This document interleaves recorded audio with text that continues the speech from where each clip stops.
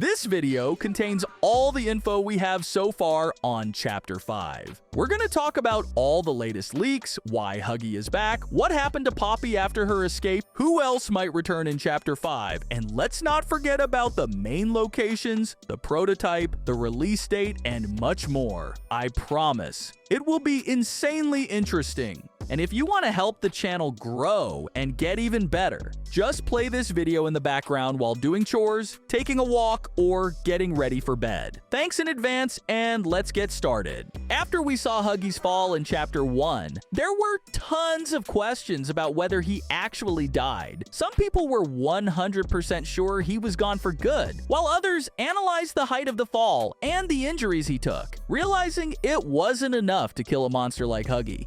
That's when the theory popped up that he survived and would return eventually.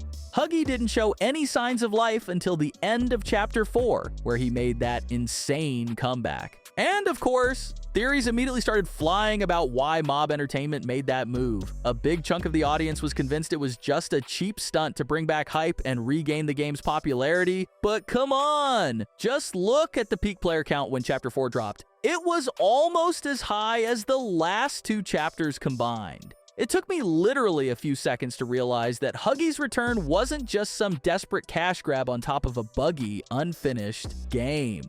Then, user FAR44NC00. Seriously, why not Alex or something simple like that? Straight up asked one of the former devs, "Did you guys always plan to bring Huggy back? Like, I know he's a bit lackluster because of being the first boss and all, but I've seen some people saying it was a desperate attempt to bring back the hype. So, was it always planned?"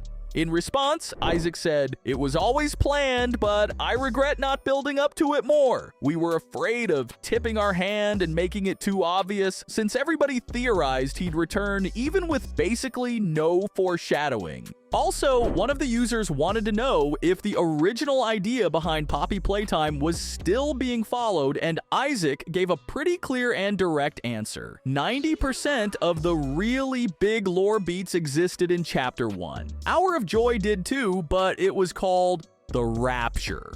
Prototype has always existed. Most chapter antagonists weren't created until their respective chapter. Overall, the story has simply become far more dense, not different. And these are the key answers from Isaac in the context of our video, cause now we're 100% sure that even after Isaac left, the main storyline is still gonna follow the original script. And the fact that Huggy's fall and return were planned even before Chapter 1 dropped makes you wonder, why did the devs always intend to bring him back? And what role is he gonna play in the new chapter? Right now, we've got a ton of questions. How did Huggy survive and make it back to us? Why don't his wounds match what we saw when he fell off the bridge in Chapter 1? How is his return connected to Harley Sawyer's death, if it even is? Wait, what? Dr. Sawyer? You're probably asking, what does he have to do with this? Give me a sec. I'll explain everything soon. And what about Poppy and Kissy? Is that damn prototype somehow involved in Huggy's comeback? And finally, why did the devs actually bring him back? All these questions and more will be answered by the end of this video. I think it's only right to start with the main question of this video. And if we already know that Huggy's return was planned from the start, the reasons behind it are still unknown. Everyone who watches my videos knows I keep pushing the idea that Chapter 5 is going to be the final game. And if I turn out to be right, then Huggy's return isn't just necessary for the story, it's also kind of symbolic. This whole thing started with that blue monster, and he's the one who made Poppy Playtime blow up in the first place. So ending this long journey with him just feels right, and honestly, pretty damn poetic. Something tells me the devs always plan to wrap up the story with the face of their game, and if we look at it from that angle, Huggy's return makes total sense. But we're not here for some surface level discussion. We're gonna dig deep and uncover the whole truth behind why they brought him back. Now, a lot of people probably noticed that Huggy's got way worse injuries than you'd expect from just a fall. That means someone must have attacked him on his way back to us and someone else must have saved him. By the way, I've got a whole video on my channel about who could have saved Huggy, so if you want to dive into that theory, especially since I'm going to name the suspect in this video, check it out after this one. That would really help the channel grow, and I'd appreciate it a ton. During the scene where Poppy and the prototype are talking, I caught a few really important details, ones that might actually reveal the devs' true motives for bringing Huggy back. I'm right here, Poppy. For you. I'll always be here. The doctor, Catnap, Mommy and Huggy, they're all dead. You have nothing now. No one. And soon, you'll have less than that. Stop that. You don't need to pretend anymore. Poppy. You don't need to play at being stronger than you are. You can come home. How much do you know? Everything. Yes, there was. But that was a very long time ago. Let me tell you what comes next. I'm going to come up there, and I'm going to find you. Your collaborators. The few you have left, they will be dealt with. What are you going to do with me? I've got something special in mind. I've already explained why the sounds we heard belong to Huggy, and it turns out he's been nearby this whole time. Let me just say it straight up. Huggy was saved by the prototype, but even with that, I'm still pretty sure Huggy isn't gonna obey the prototype.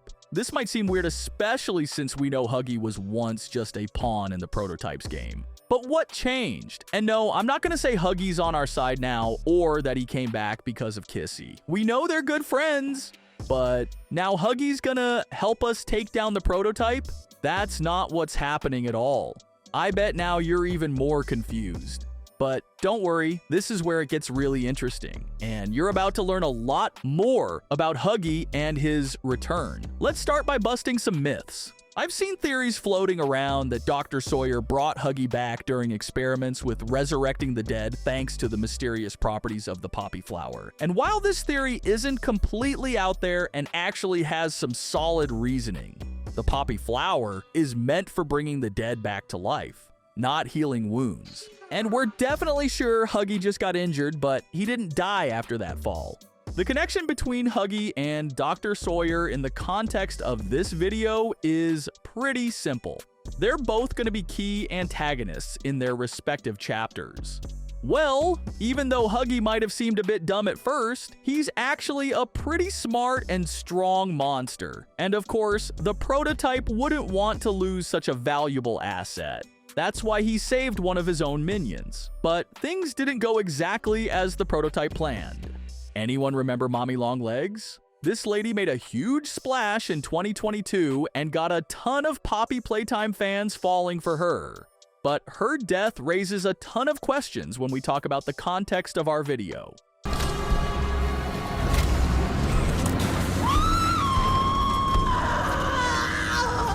What have you done?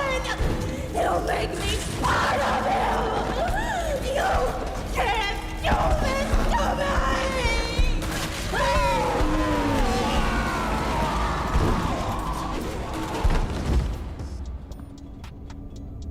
So this is how we found out that the prototype takes the bodies of dead monsters and makes them a part of himself. And if Catnap blindly believed in the prototype and saw it as an honor,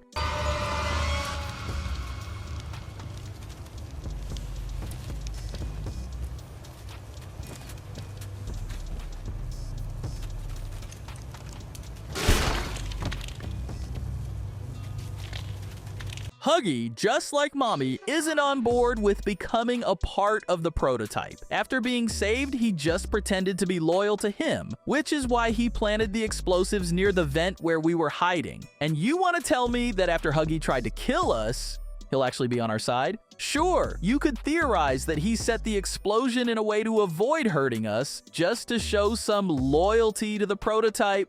But to me, that sounds a little nuts, and I doubt the developers planned it that way. What's actually interesting, though, is that I'm convinced Huggy's gonna be against everyone. His main goal in the Playtime factory is to survive, and if we and the prototype destroy each other, that'd be the perfect outcome for him.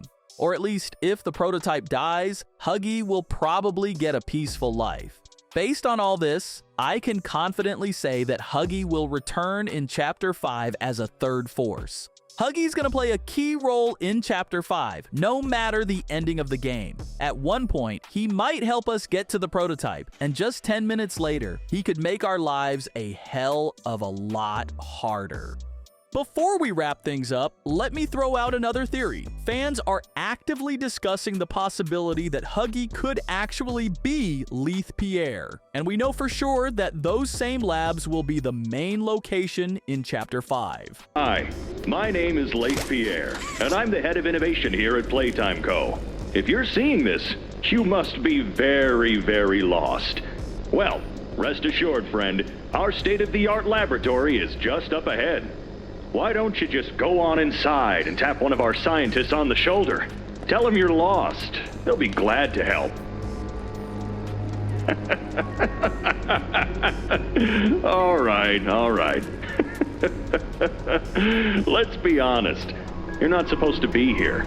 This is the single most high security, high clearance section of the whole factory. When someone finds you down here, you will be shot. And before you get any ideas, don't think you can just sneak away either. No, the second you put this tape in, it set off an alarm. So if anyone's home, they know exactly where you are. Pretty nifty, huh? Security is very important to us here.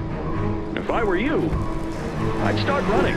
On one hand, this theory has some merit, but honestly, I don't believe it much. However, this tape reveals something else. We realize that the labs are the most secure area of Playtime Co. And if we just walk in there without any backup, the prototype could kill us as easily as it did with Catnap. And since Poppy escaped, Kissy's injured, and Ollie turned out to be the prototype, it feels like the only option to guide us safely and not get killed within seconds is Huggy. He was once the prototype's pawn, so he's definitely been in those labs. And who better than him to know the ins and outs of those places? What do you think of this theory?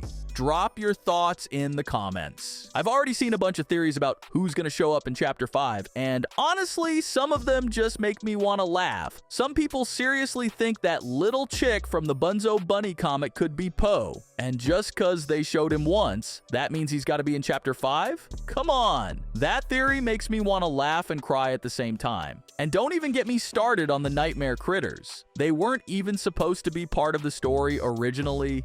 They were just thrown in to fill gaps. And yeah, their so-called leader, Baba Chops, was a total letdown. But somehow, the almighty and terrifying Poe is supposed to wipe us out in Chapter 5? Okay. Fan favorite Braun also popped up in theories about Chapter 5. But Isaac already said they kept trying to add him, and it never worked out.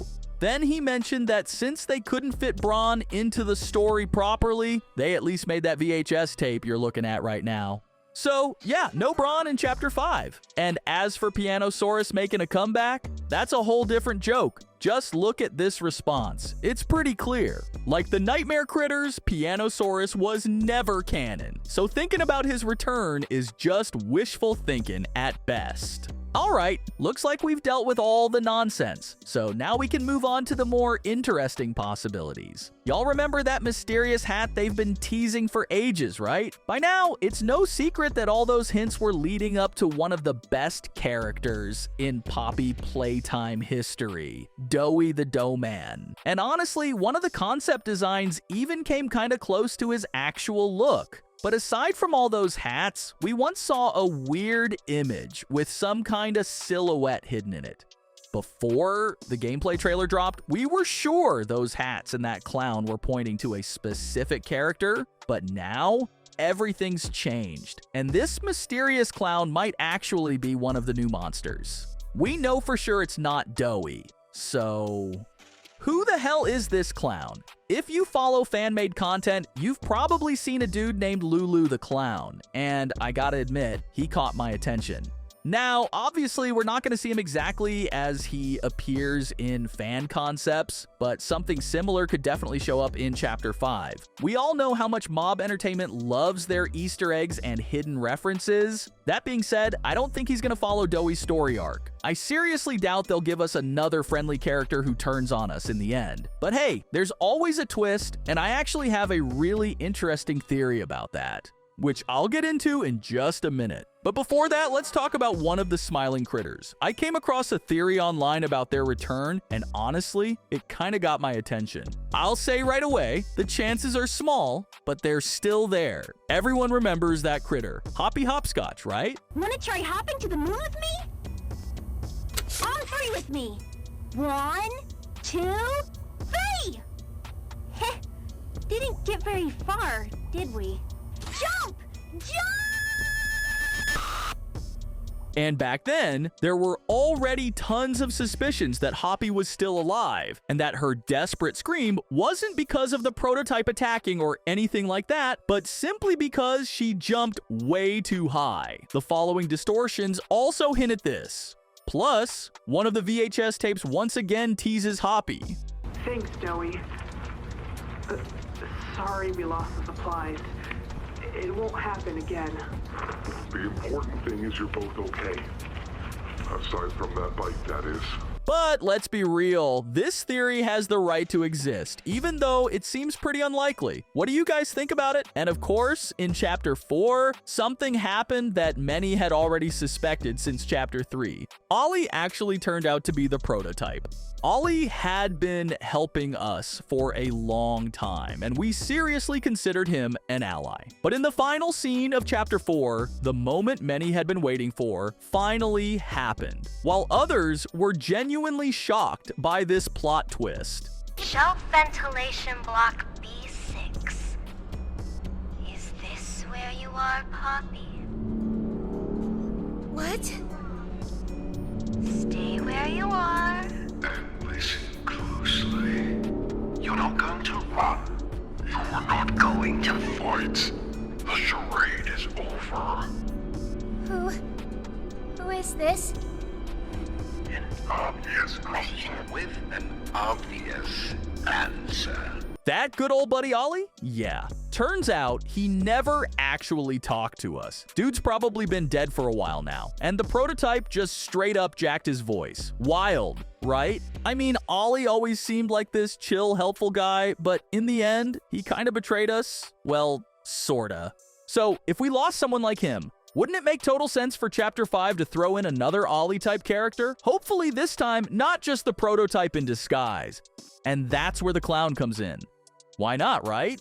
What if he takes Ollie's place? We meet him at the start, he helps us out, seems all friendly, and then, boom, he backstabs us and hands us over to the prototype at the worst possible moment.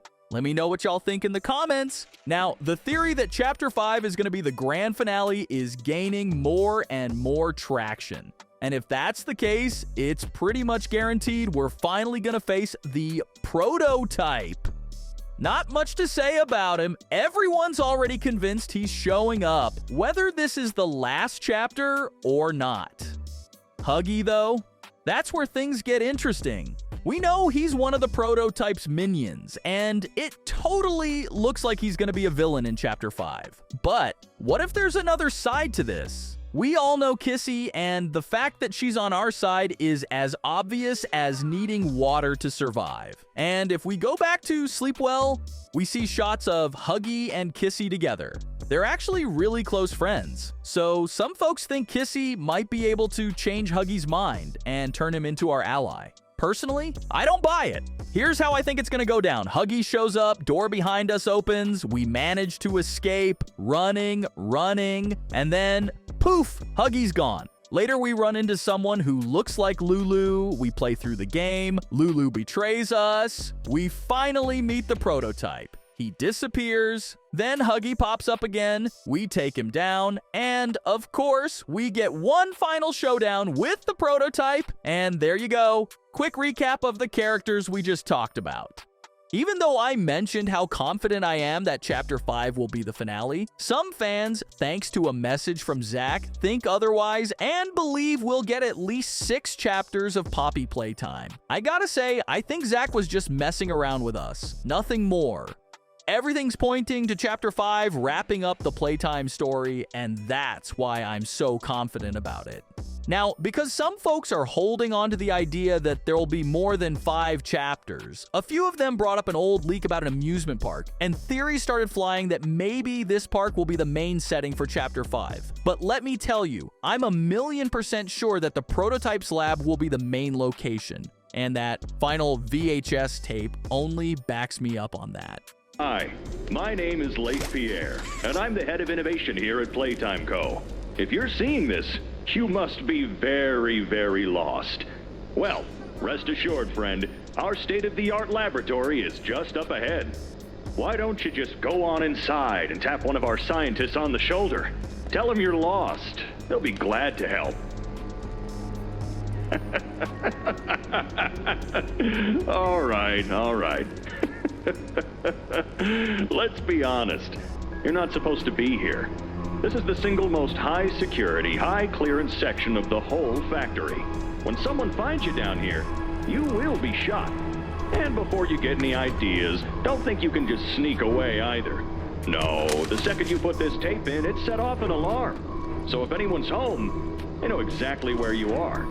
Pretty nifty, huh? Security is very important to us here. If I were you, I'd start running.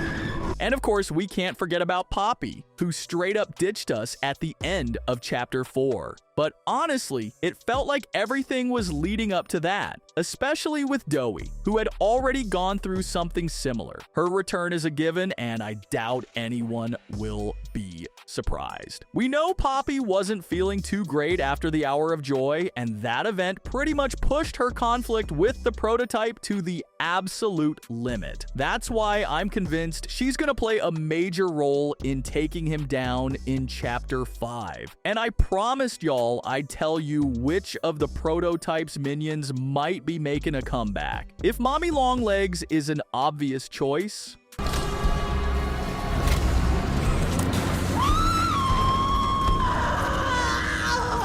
What have you done? You make me part of you! You can't do this to me!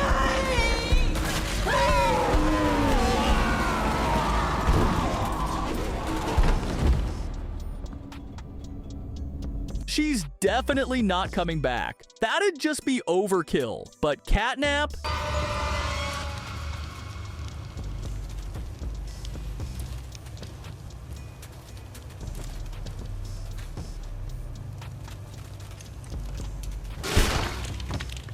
Now, that's a way more interesting case. In my last video, I broke down why Catnap could actually show up in Chapter 5. Poppy is one of the most controversial characters in Poppy Playtime history. Even though she keeps trying to show us her good intentions, there are some facts that hint she might not be totally honest with us. And her escape in Chapter 4 just adds more fuel to the fire when it comes to the truth we'll uncover about her in Chapter 5.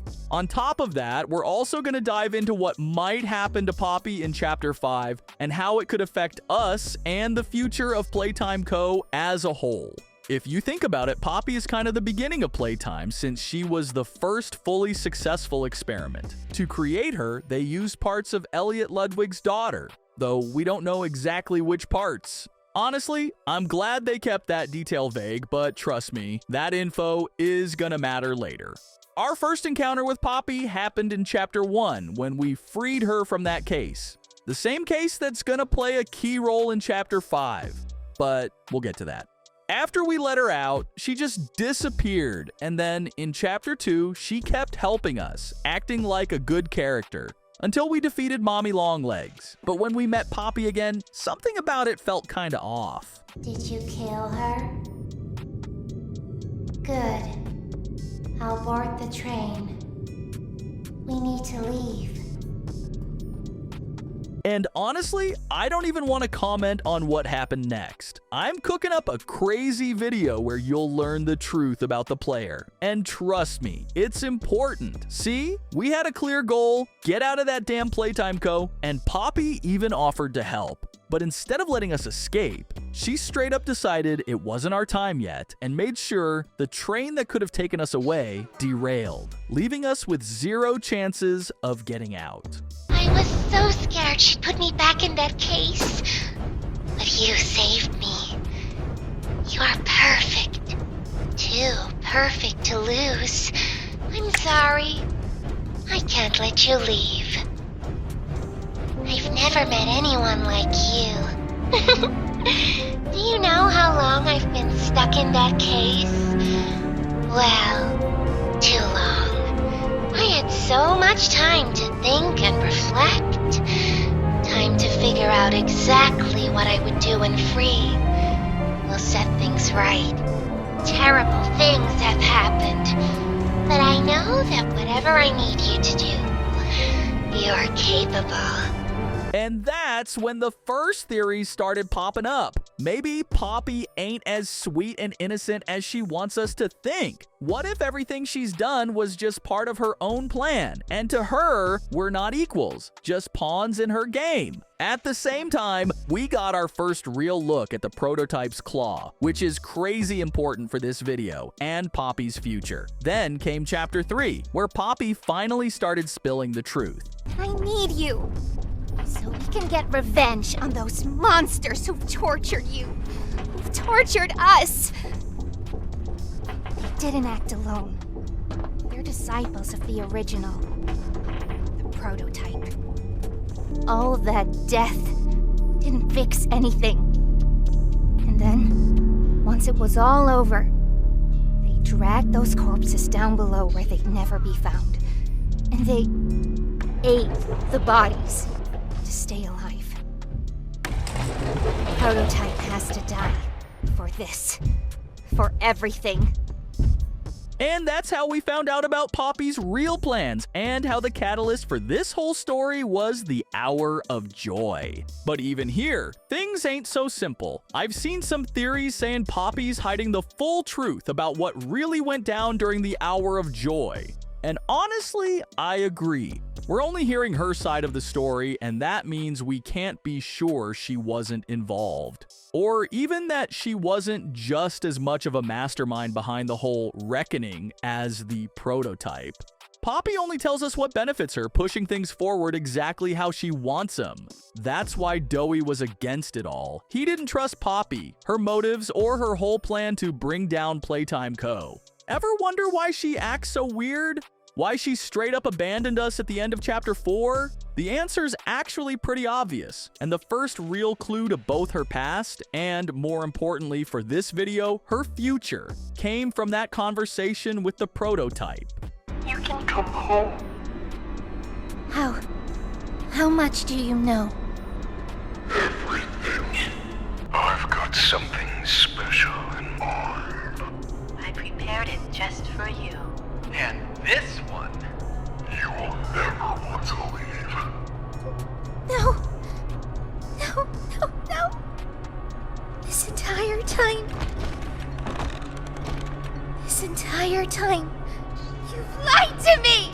Only because you've kept Missing the point. It's always been about you. and we'll have you. what we are. That's not a truth that can be Burnt away. No, not when it can mean so much more. Prototype. Please. It's time to come home. Hoppy. It's time to come home.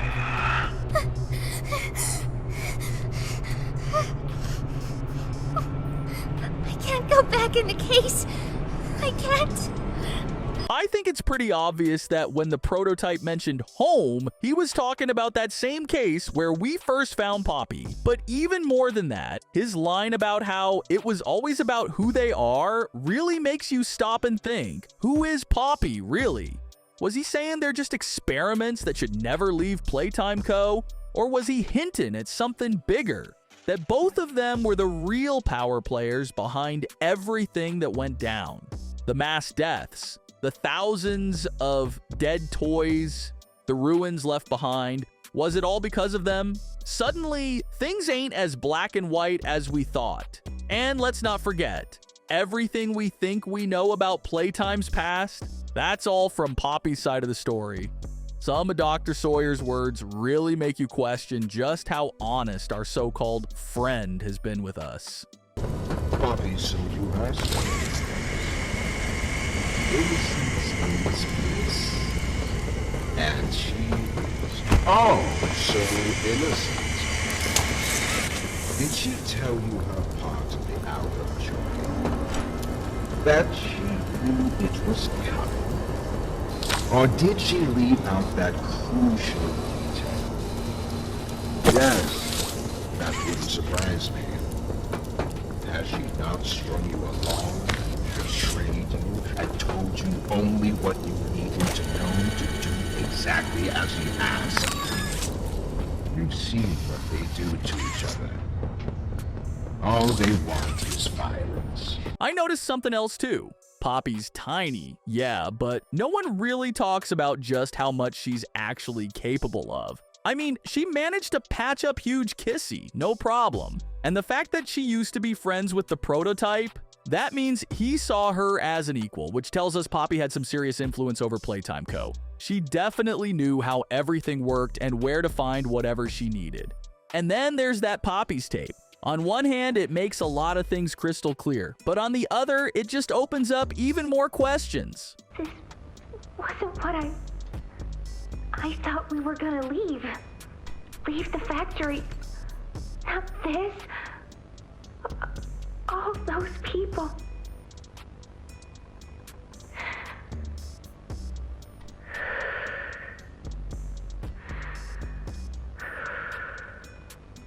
Prototype says we can't leave. Not now, not ever. I hate him. I hate him, and I hate this place, and I hate that he's right. He explained everything, and he's right. We can't leave. It's too risky. What they did to us, we can't ever let it happen to us or anyone ever again. Doesn't make me feel better about the bodies, though.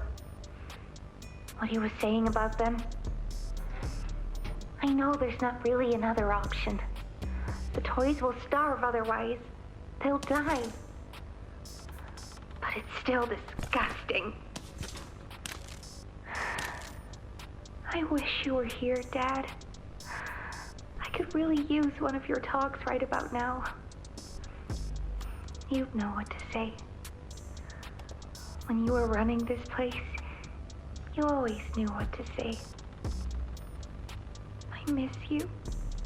There was also another tape where we overheard a conversation between Poppy and Ollie, who, as we now know, turned out to be the prototype. In that tape, Poppy talked about how exhausted she was, how she couldn't take the constant experiments anymore, how much pain they caused her. So yeah, all this was basically a deep dive into Poppy's full story. Now, we really understand all the inconsistencies, the issues, and her real goals. Even though we know a lot, the actual truth, we've had to piece it together bit by bit from all the chapters. And honestly, isn't it kind of insane that the one character who keeps calling herself our friend is still hiding so much from us? That's exactly why her escape might just be the key to unraveling everything. The prototype's been after Poppy ever since we let her out, and we know why. It's cause she's a reincarnation of Elliot Ludwig's daughter. But why does the prototype need her so bad? We'll save that for another time. What I am sure of, though, is that he's got some serious unfinished business with Poppy because of what went down after the Hour of Joy. In his eyes, she straight up betrayed him, and the only place she really belongs is back in that case. And since the prototype is always lurking, Poppy's escape was probably the dumbest, most reckless move she's ever made. So after we deal with Huggy, there's a solid chance we'll run into our friend again, just like the first time. But this time, she won't be able to leave without giving us the real truth. Too many people have already paid the price for her blind faith in her own plan. Now, let me make one thing clear. Poppy isn't a traitor or some big villain, but the fact that she keeps hiding the actual truth makes it feel like we're playing a really dangerous game. Maybe Poppy was actually one of the masterminds behind the Hour of Joy, and she's just too scared to admit it. So she twists the story to make it seem like the prototype was the only monster in all this. Or maybe she knows some crazy secrets about Playtime Co.'s research, stuff the prototype desperately needs. Either way, Chapter 5 is gonna rip the veil off everything we thought we knew about Playtime Co. And that's where this whole story comes to an end. Chapter 3 was the first time we got introduced to the smiling critters. And out of 8 of them, we only really know the full story of 2. So the big question is, what really happened to the rest of the smiling critters? Since not all of them actually showed any clear signs of being dead. There's still a chance they made it, at least until we get proof that says otherwise. We're also going to dive into how Catnap became the catalyst for the Bigger Bodies initiative among the smiling critters and who suffered the most because of it. And could they actually come back in Chapter 5? We already know exactly what went down with Catnap.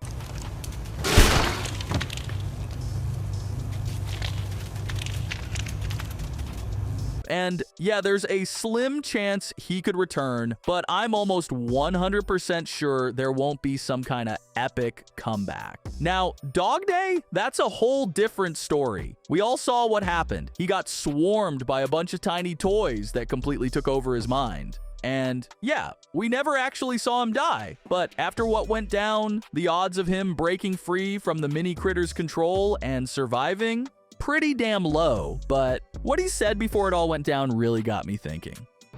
Come to save us. Nothing left to save. Not here. Lord Catnap's home, Angel. Their home. A million pairs of eyes are on you now.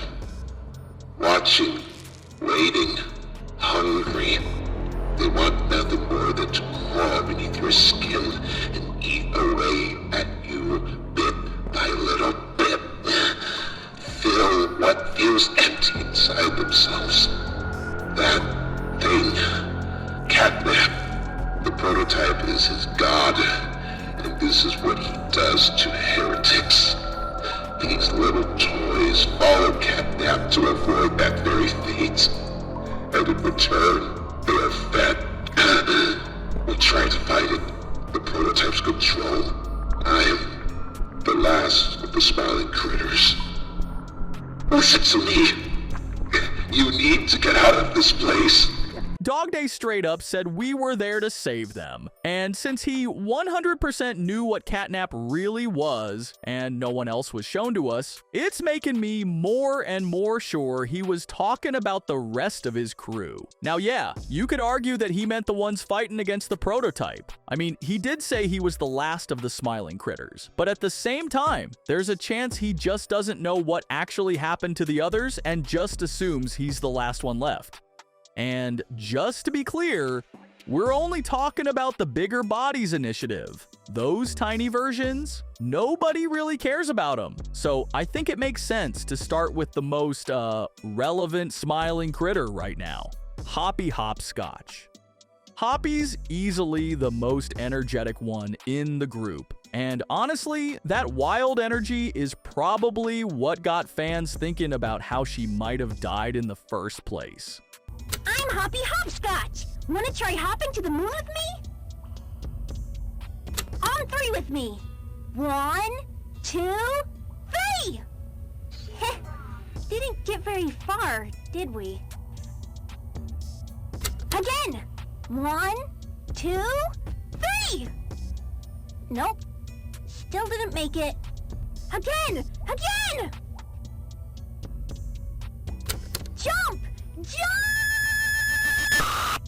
But let's be real. Most people noticed we never actually heard any attack sounds or anything like that. They straight up told us that Hoppy loves jumping and ain't scared of heights. So that scream and all that audio distortion at the end, probably just her jumping way too high. But things got way more interesting after Chapter 4 dropped. Cause in Doughy the Doman's story, we actually heard Hoppy on one of the VHS tapes. I need some help here! Hey, watch the door! Watch the door! Right here. On the mattress. There you go, bud. You're okay. Okay! Look at me! I'm a mess! Hoppy? What's going on?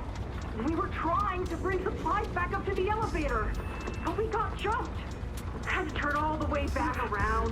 They took everything we had, right after one of them picked my leg! So, what do we do now? For starters, you two stay here tonight. Let things settle down outside. I'll find more food for you to bring up to play care. When you're ready. Thanks, Doughy. Sorry we lost the supplies. It won't happen again. Now we know that Hoppy was in safe haven and was kinda like a food scout, but at some point, something attacked them and injured her partner. Most people are pretty sure it was Prototype. After that, one of the notes straight up said that Hoppy went missing, and this is where things get real interesting. Just because she disappeared doesn't mean she's dead. If we go back to what DogDay said, yeah, he called himself the last one, but now we can see that last doesn't necessarily mean the only survivor. It's pretty hard to say exactly what happened to Hoppy, but for some reason, I'm pretty damn sure Prototype had something to do with it. And even if she's still alive, she's probably stuck in his labs, the same ones we're heading to in Chapter 5. Now let's talk about the rest of them. I think the best way to go about this is to start with the most obvious ones and slowly turn up the heat. Kickin' Chicken was basically the cool guy of the group, always trying to break out of play care. But now, let's take a listen to what he had to say. It's looking pretty bad outside. I've never been outside before. Will you come with me? I'm scared. Here, follow me. I'll step out first.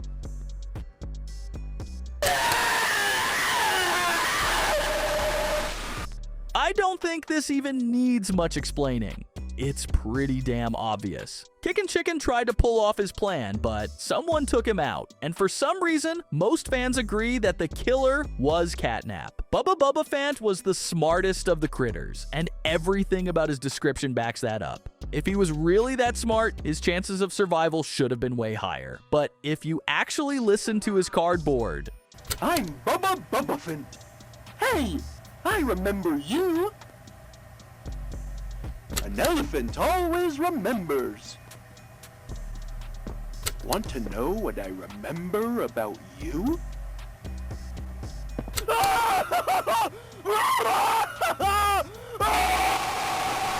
Then it's pretty damn clear this guy didn't make it. I mean, y'all probably figured that out already since I've been talking about him in the past tense. And now, it's time to talk about one of the most interesting smiling critters. Trust me, her story's gonna blow your mind.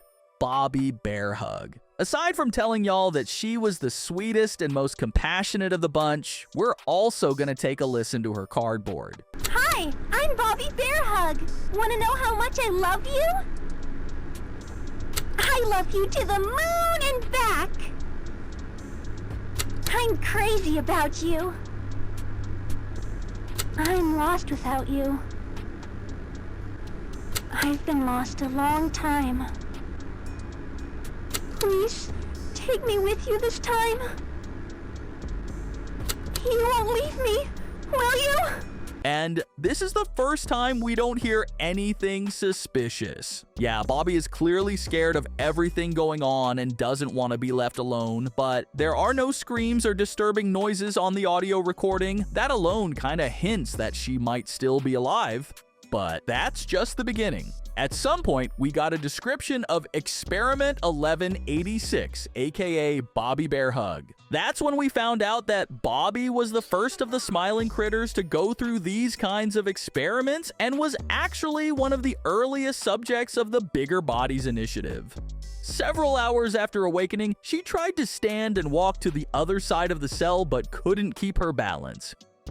She looks to be searching for help, continuing to spasm. She's trying to scream, but she has no voice. She's silent. I'm not sure if she knows she's not making any sound. Work will need to be done to perfect the bigger body formula we began with Boxy. Each iteration improves on the former. However, if we're to meet the goals of Dr. Sawyer and produce bigger body subjects that we can integrate into a factory setting, then more work will need to be done.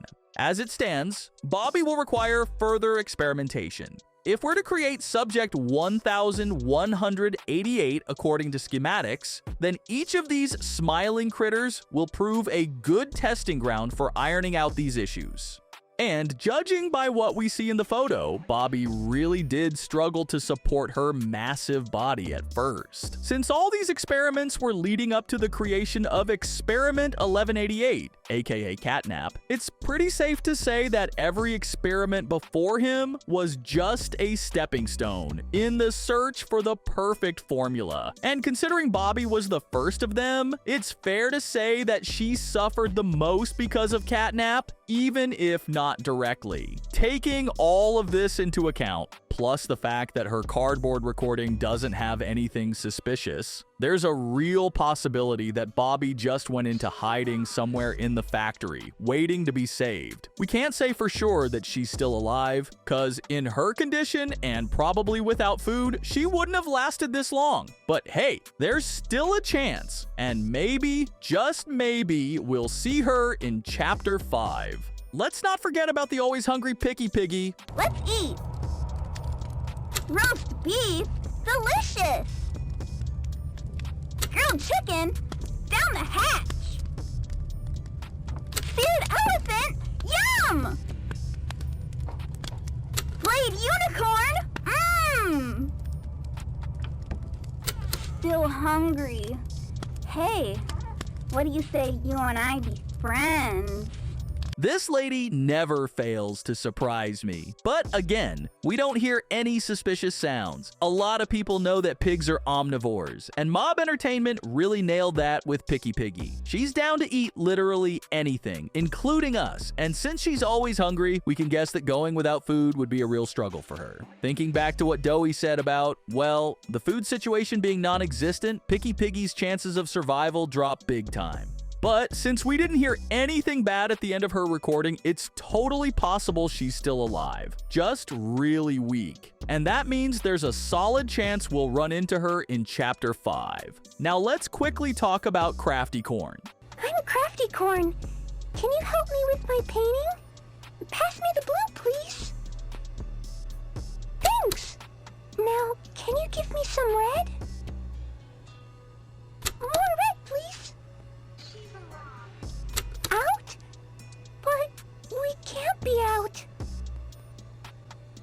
You're hiding more red from me. I know you are. Give it here! Now that's much better.